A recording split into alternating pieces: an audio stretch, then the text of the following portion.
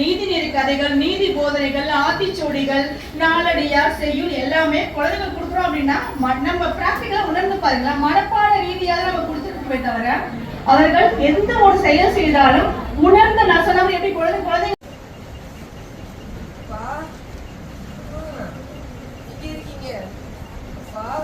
ஐயோ அம்மா கால் அசைக்கவே முடியலையே. ஐயோ அம்மா ஐயோ அம்மா ஐயோ ஐயோ அம்மா இனிமே என்னால நடக்கவே முடியாதம்மா.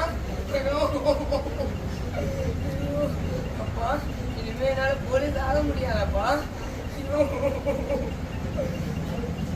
ஐயா ஐயா அழாதையா, சிறு பொண்ணு தப்பு தாங்காதையா, அழாதையா. மணி பையனை பார்த்துக்க, வேலைக்கு நேரம் வயசுல போயிட்டு வந்துடுவேன். போடுங்கம்மா. ஐயோ எங்கயா போன?